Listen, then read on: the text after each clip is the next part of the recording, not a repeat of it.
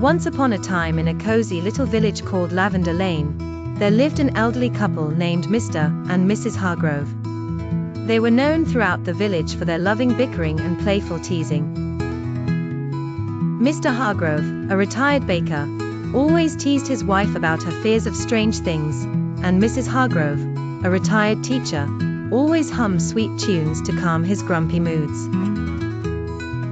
One sunny morning, Mrs. Hargrove was busy watering the flowers by the window when she noticed a peculiar teapot sitting on the shelf, a teapot she had never seen before. It was wrapped in golden vines and shone with an unusual shimmer. "Oh, Gerald," Mrs. Hargrove called her husband. "Look at this. Isn't this the weirdest thing you've ever seen? I swear it wasn't here yesterday." Mr. Hargrove waddled over and squinted at the teapot with amusement. "Looks like your imagination is running wild again, Ethel," he chuckled, giving her a gentle poke on the shoulder. Curiosity piqued, they decided to make tea in it. As the water boiled, steam began to form swirling patterns, and suddenly, with a loud poof, out popped a small, jolly-looking gin. "Greetings, dear folks.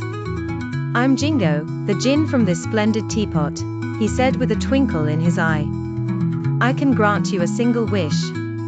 But be wise, for you cannot wish for more wishes." Mrs. Hargrove gasped, while Mr. Hargrove crossed his arms in disbelief. "A wish, you say?" he echoed, smirking playfully at his wife.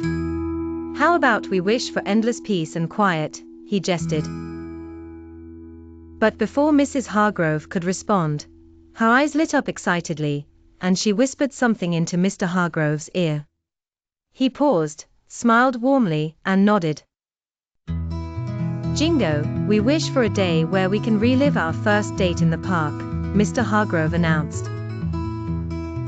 In a blink of an eye, the room shimmered and transformed. They found themselves at the old park, but instead of being wrinkled and grey, they were youthful once again. The trees rustled with the melodious chirps of birds, and laughter filled the air. They relived every magical moment, the awkward yet charming conversations, the shared ice cream cone, and the impromptu dance under the moon. As the sun began to set, the magic faded, returning them to their cozy living room. "Thank you, Jingo," Mrs. Hargrove said, with tears of joy glistening in her eyes.